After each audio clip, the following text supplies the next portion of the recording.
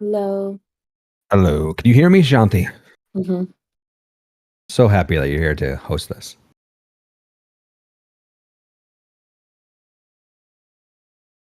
Hello, everybody else in the crowd. Shanti, can you post the agenda in the chat so people can see it? Yes.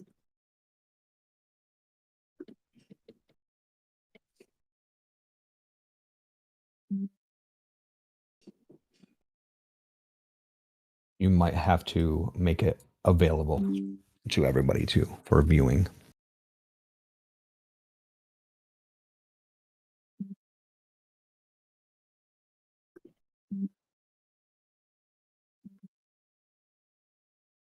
One second.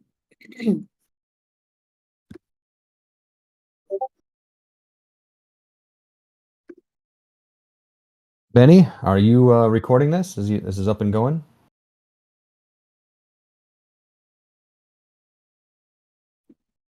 Actually, you know what, Haruf? I'm going to take care of this right away before we start because you're going to keep reminding me about this until it happens. If you bear with me here real quick. I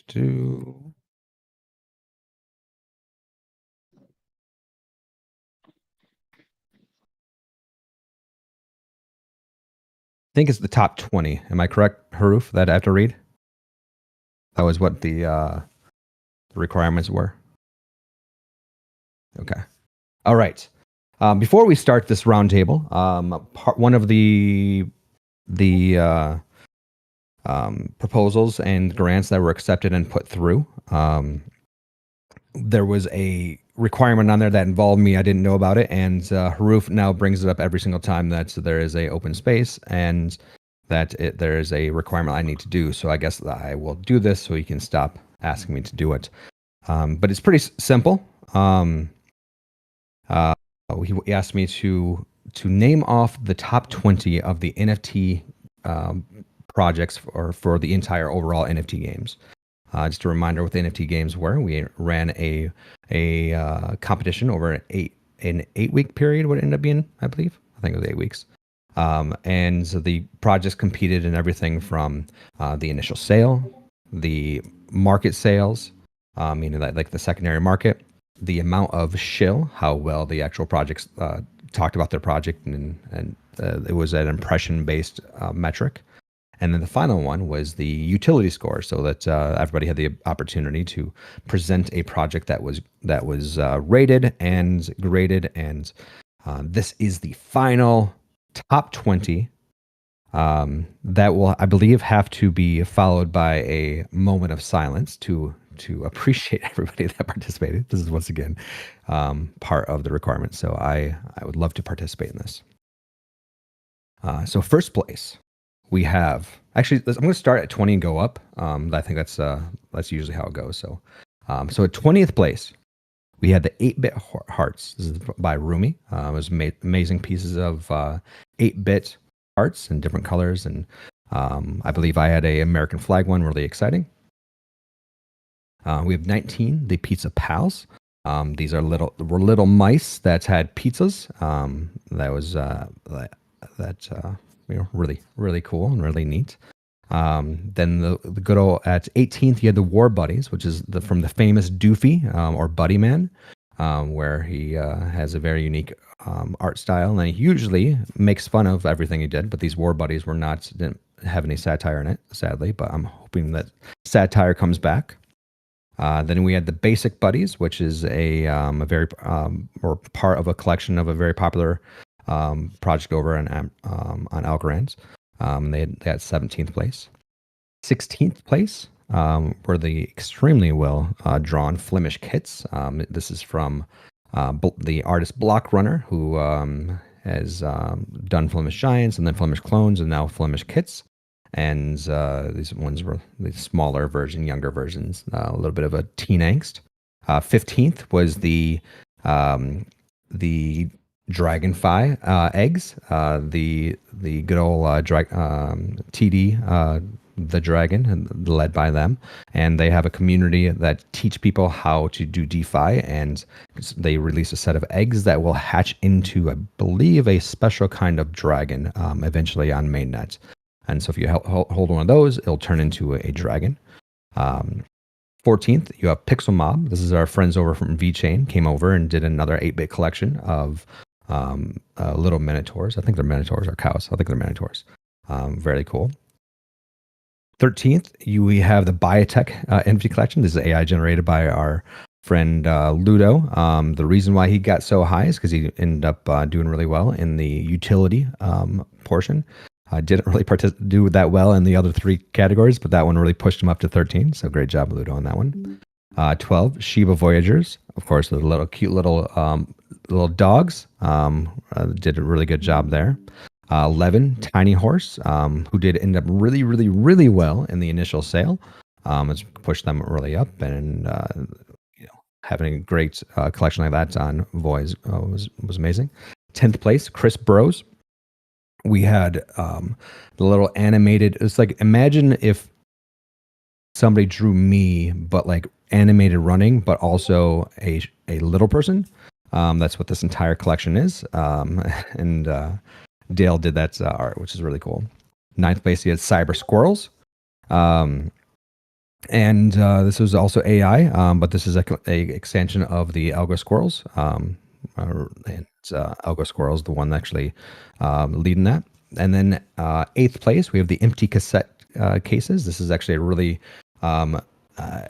creative release where he released a set of 50 empty cassette cases, and they had utility where you had a chance to actually win a cassette case.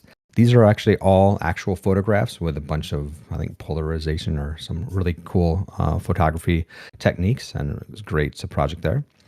7th, good old Woofs, Yayo, and then Jorge. Great art there. I can't wait to see those ones expand on mainnet. I'm definitely going to be picking more of those up. 6th place are actually a secondary extension collection to the original Dorks. Led by Haroof here, who's the one that's actually forcing me to do this. So thank you, and congratulations on your 6th place, Haroof. You would have shot up quite a bit if you did deliver some utility. I think you'd probably be in the top 3, but good overall. I think you ended up getting first place in the shilling. I think. Congrats on that. Your team really knew how to use those Twitters. 5th place, the Board Crepe Yacht Club. They were up this high because of their utility, and of course, a Board Crepe Yacht Club is a play on the Board Ape Yacht Club, but with all crepes. Really great job there. And 4th place is Algo Leagues. Algo Leagues, a great game that's has a bunch of like superheroes and villains, and they compete each other. But also, more importantly, I think that I really love Algo Leagues because of all of the work Easy Tiger has done with the Discord bots. So really cool there. And then, okay, top 3. 3rd, we have the Gecko Fam. Bogenmeister, probably one of the most competitive people on this earth, between him and Michael Jordan, about trying to actually win. He's done a great job actually competing in all 4 of the actual the categories, and got 3rd place overall for it. with a total points of 6,051,424. Pretty very good. I was super happy to have the Goko fam with us. And second place, we have the Cone Mecca. Good old Gary, who is not in the crowd. He's probably teaching right now, which is probably better. And so keep on teaching those youth. But they're little mechs that are 8-bit. He does all the art himself. This is Shep, and they also do cones, and he's done lots, and got second place with 6,581,630, and then first place overall, the Treehouse Project with a Rach, and the wait, who's the artist again? I'm drawing a blank. Drawing a blank on the artist, but Rach is the main person that I've talked to throughout it, and amazing art, amazing work. Really pushed everything all the way from the utility to socials to all of the different things, and they came out with 7,593,265. So the overall bonus rewards for that's attached to all of those was 67,647,000. So these NFT creators are really set up for success when the mainnet comes, and really appreciate everything. And now to finalize my line item is a moment of silence for these amazing workers.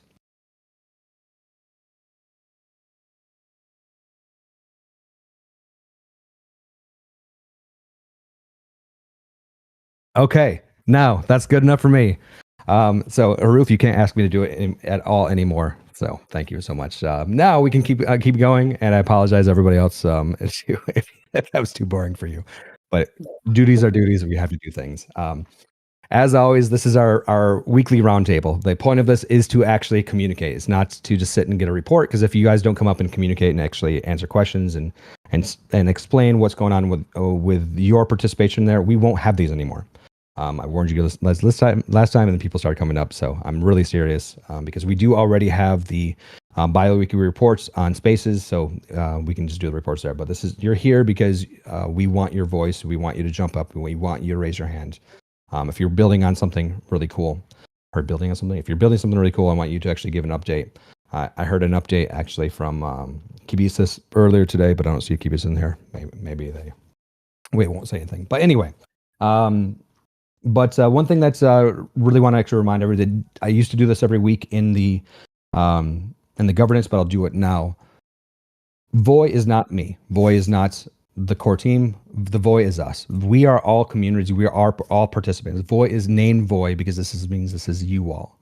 Voy has been built because we believe that the existing blockchains out there, being owned by VCs, being owned by the early stakeholders, and all the people that are putting value in it, own a fraction of the actual network, is wrong and not sustainable and will not work.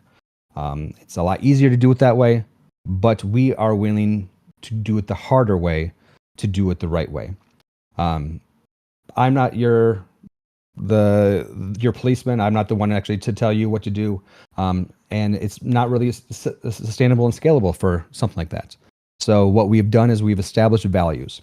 And one thing, I talked about the values a little bit too, and more about what that means, but we've established values to really kind of outline what Voy is and what Voy means. And because we don't want to police you, we want to police yourself. We want you to ask yourself, am I following these 4 values? If not, maybe this is not the place for me. And those 4 values are very important to us. Those 4 values, we first start with goodwill, meaning that you assume positive intent. Somebody's coming in, don't be toxic, assume that they're doing the right thing. It's okay to question, but do it in a way that you are helping and trying to understand. And there is some nuance there, but it's very easy to see. Because if you're not doing that, you create a toxic place. People don't want to come into this. But if people are assuming positive intent, you have to have the second value, integrity. You have to make sure that you have positive intent, that you are doing the right thing. You are doing the best for the overall ecosystem. So make sure that you have that integrity. The third value is collaboration. We're early. Everybody should be collaborating with everybody. Don't think about competition. Don't think about any of that stuff, because at the end of the day, when we do hit mainstream, there's going to be enough opportunity to go around. So be collaborative, do things in open source, really kill it that way. And then the final one is intentionality. Don't do things for fun. Do things with purpose. We are still so small that we only have a tight amount of resources. Make sure that you are doing things to actually move the needle, to actually make the ecosystem overall better. So overall, those are the 4 values. It's been a great journey so far. One of the things that we are going to start doing earlier, or more so, and you probably have seen this because of Dylan, is that we want Discord to be a safe place, if you will. A place that doesn't have toxicity, doesn't have a lot of like anger, hate, and whatever. Yes, that is, censorship within this Discord, but we have already I've seen many DMs of people going, you know what? I'm just not going to actually talk anymore in Discord. That's not worth my time. I don't want to deal with this. We can't prevent all of the actual hate, and we can't prevent all of the actual negativity, but I want the Discord to be a place where it is an actual good, safe place. So you're going to see a lot more warnings come out and say, hey, this doesn't feel like it's you're following one of the values, followed with maybe some timeouts or what have you. But at the end of the day, we want Discord to be a safe place because we want people to be communicated. We want people to be helpful, and it's really hard to be helpful in a toxic place. So this is me just make sure that everybody knows when you start seeing it, that's really what's happening. Overall, that's it. According to the agenda, one other thing, just want to remind everybody, the phase 2 is actually already going. The main quest right now is just running a node, and the hard launch of phase 2 is coming on the 15th. So that's my part, I believe, right, Shanti? So I'll pass it back to you. Okay, thank you. Okay, so we have a number of updates to provide. We're going to start with a builder update. There's several developers and builders that are building applications for mainnet, but also for phase 2 of testnet, and partaking in what will be, we hope to be about a 2-month engagement campaign. So they are putting forward quests and getting their applications built, and we will be featuring a couple, at least 1 or 2 every week. And so today we have Mitch, if you can come to the stage. And Mitch, obviously everyone I think knows him and Ost, but I'll let him introduce himself quickly, and then he's going to take some questions from the crowd, but also talk a little bit about HighForge and some of the quests that they are going to be putting forward in the coming weeks. Thanks, Shanti. Hey, everybody. I'm Mitch, the builders of HighForge. So if you don't recognize my name, probably used HighForge before if you participated in the NFT games. Maybe you saw us around, back with Algorand here. Yeah, Os couldn't be here today, so he sent me instead to get grilled and railed on. Just kidding. But so happy to talk a little bit about kind of, what we're working on for HighForge right now, take a few questions, take some input. Have one question I can ask out to all of you. Hey, I'm Nort. Great to see you as well. HighForge for phase 2, the biggest thing that we're working on is the NFT bridge, to take all the NFTs that were done as part of the NFT games and have kind of easily transferable over to mainnet. What do we mean by easy? We mean that it's really just up to the artist kind of creator to come and say, like, almost like checking a box, right? Sign a transaction that says, yes, I want this collection ported over to mainnet. Here's when, the NFTs need to be taken. And there's an open question on like the snapshot that occurred, are the NFTs from the snapshot, or, does the creator not care? So a little bit of artist interpretation there to know, when the NFTs come over. But either way, if they want to port their NFTs over, they can make it easy to bring that collection straight forward to mainnet. We're working on that, but also, we want to do something for the phase 2. So we're planning on doing a couple of collections that will be just part of the kind of incentive program, pending approval from the community. But 2 of our plans are, number 1, helping people kind of get used to swapping coins on Voy and getting used to ARC200. So our idea is to launch just kind of a dummy project that requires you to pay with some random ARC200 coin that we'll make up, And the idea is that you got to go to a pool, swap your Voy or Via for that ARC 200 coin, come back to Highforge and mint it. So that will be the first one, just to give people, it's like Highforge is a place to get NFT, but it's really the starting point for a lot of people. Is we want to be able to like push them out to the ecosystem, right? Oh, what is Humble? How do we go? Where do we go and find these things? As well as the second collection for saying take an NFT and then go list it on a marketplace. We want you to be able to take Highforge and say, okay, I've got an NFT. What are one of the things they can do with it? Well, obviously, one of the things you can do with it is go and try to sell it. Go try to show it off, and so go get some money for it. Even though we're in phase 2, we want to get people used to that actionality, and so combining that with here's a project, mint it and go list it, and by doing that, it'll get them into kind of the phase 2 mark. So those are the two main things that we're going to focus on. There's another one that I'd like to do, which is kind of like a stress test. The NFT games was a great stress test because we had lots of people showing up for the different projects, but that was scattered across. I think it was 33 projects that all launched at the same time for NFT games. We'd love to have one project launch kind of traction to really be able to show off and kind of push the TPS or transactions per second limit that we have through our smart contract minting process, because we have belief that it can handle tons of traffic, pretty much limited only by the blockchain, which we know can handle hundreds and hundreds of transactions per second. So it would be really exciting to be able to try to put a single project out there and then come up with a way to incentivize people to all show up and mint as many as they can, as fast as they can for that one project. So those are the 3 things that we're working on. And yeah, we're excited. I'll look through the chat here. Go ahead, Chris. I'll clarify this for you, so you don't have to dig through the traffic. But the one that actually the first feature that I asked a long time ago, because especially because of the Void VIPs, this is very needed, is the ability to add on to existing collections. Is that feature coming anytime soon? You're absolutely right, Chris. I forgot to mention that. I know that is a oft requested feature by you. That is something that we're looking at doing. We had sketched out a bunch of work for it initially and thought that we were going to push that right through, but then my personal life got pretty busy, and so we're like, well, we put that on hold for a little bit, and now we want to make sure that we just focus on the right things first, of getting the NFT bridge ready for mainnet, and then yes, extending collections as kind of a follow. That may be something that launches at the same time as we put in some dedicated work to go figure those things out. It might be nice to have these existing collections to be able to launch on mainnet, right, convert over, and then extend out onto mainnet. So I think that those two could actually, just so most of the collections want to extend their existing, like what they did on testnet. So I think Woof is one of them. They want to actually roll out all of them that people purchased, and then they want to then release like another 1,000 or whatever on top of that for part of the same collection. So I know that there's a lot of demand for this, and Voy is one of them. Like we actually currently have, I forget how many Void VIPs, and there's like probably 6 or 7 that we want to add to and add more to. So do need this ability as soon as possible. So here's another shake in the tree. Yes, it's not forgotten, but it's good to hear. The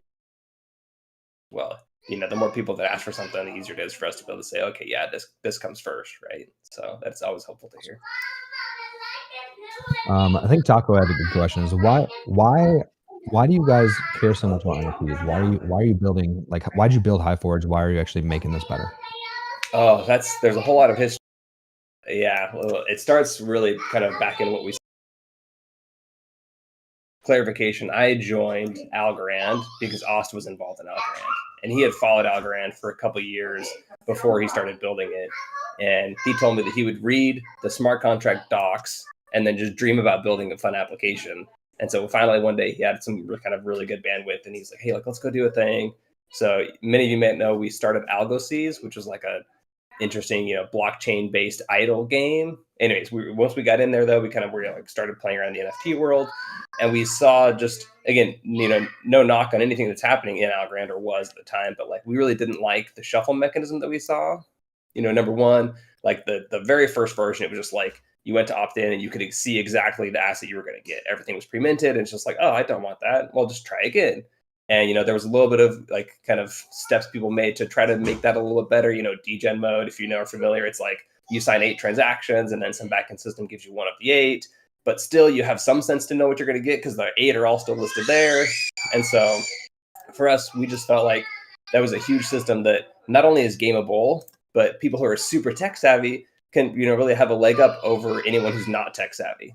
And that feels like such an unfair advantage. I'm a huge sports player. I played soccer all growing up, and like, so it felt like cheating really, and I'm like, I don't want to use like that kind of tech advantage to go and cheat in any sort of game. Like, there should be a fair space for people to play in, right? Someone who's not tech savvy should have just as equal to the leg as someone who is super tech savvy.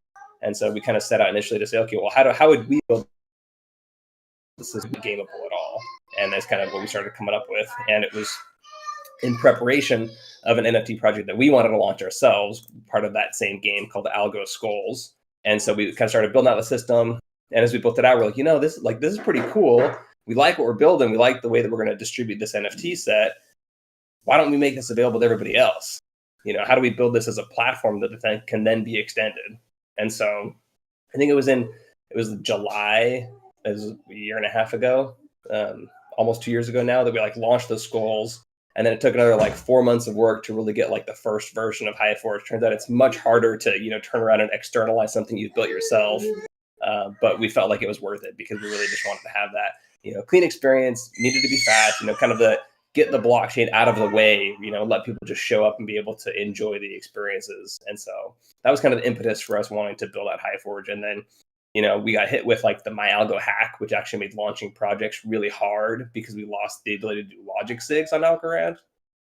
And so in the face of that, we're like, what, how are we going to like overcome that? We had a few ways. We had some scripts to like help creators do it themselves, but it was just difficult. And then like RX-72 came out and we're like, well, this is awesome. This is the exact bypass that we need. And Chris, we talked in Decipher in 2022 about that. And we're just like, this is perfect because logic sigs are such a thorn in our side.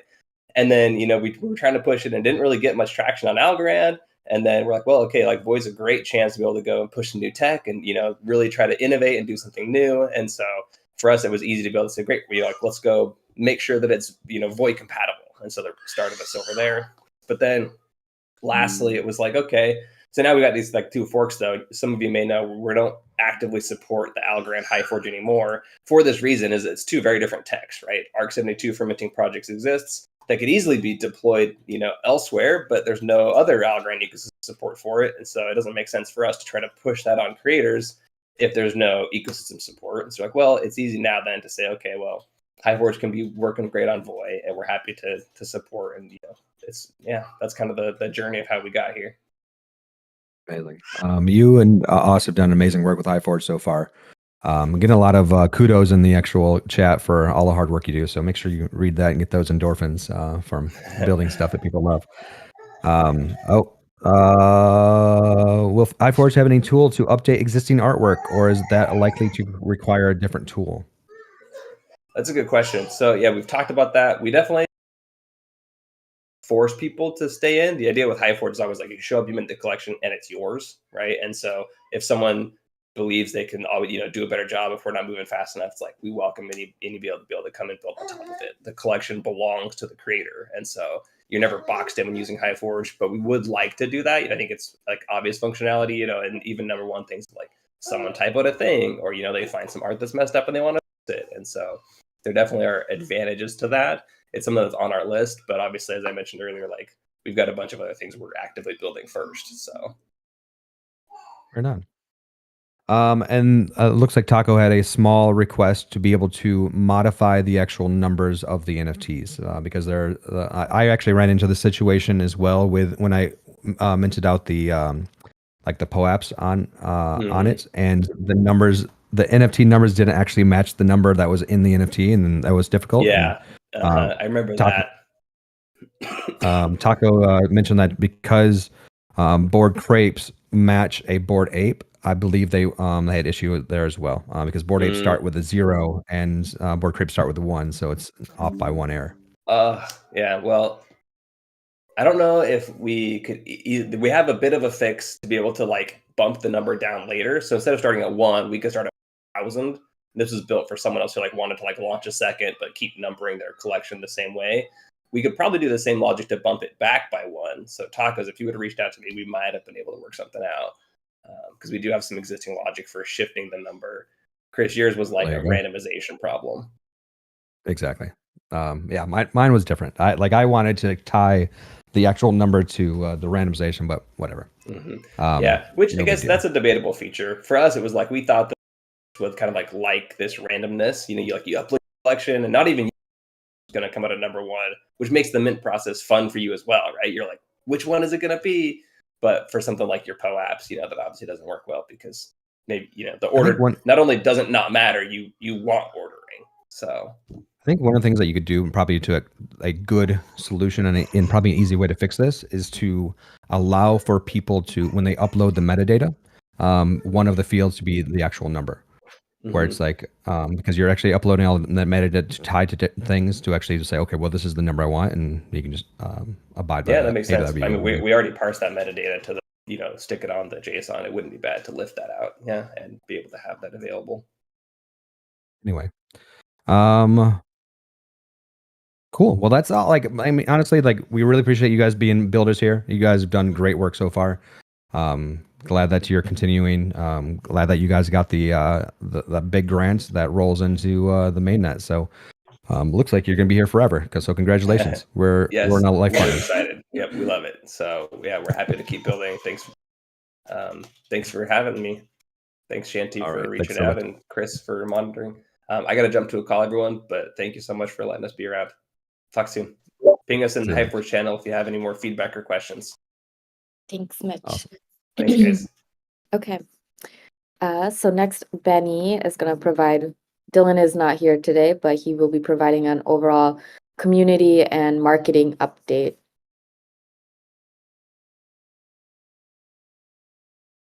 Oops, can't hear you.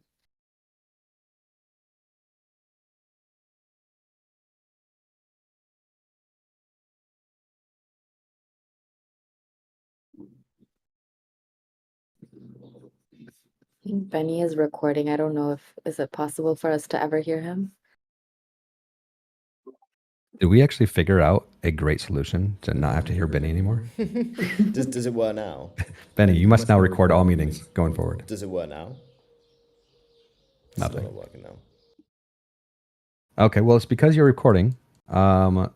Somebody will have to fill in for your fill-in. I have purposely been staying away from the whole marketing side of things, so I can't really do it.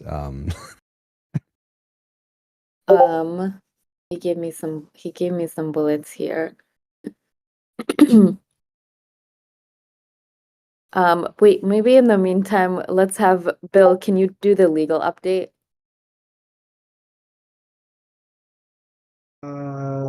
Sure. Can you hear me? Yes. Yeah.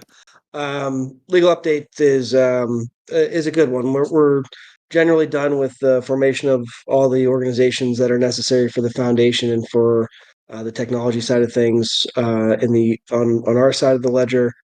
So that's complete. Excited to share that when it comes to the types of things that we need to do on our side with the foundation and the token issuer, those things are going very smoothly. We're having a good rapport with the foundation head, which is Glenn Kennedy. I did send a request following up from last meeting to try to get him to be available for one of these roundtables. So I'm hoping to get that booked in the near term. We're really going through, we've had discussions previously about fundraising. We're going through that process right now with the documentation that flows generally through the foundation and the token issuer. We're a facilitator to connect parties, but they really have to review and go ahead and execute those themselves. Pleased to report that that has started happening as of yesterday. So things are going well in that direction.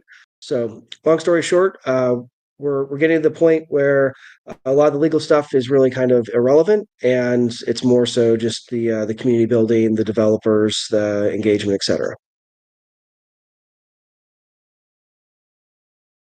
Bill, many people are super excited to see your chin again.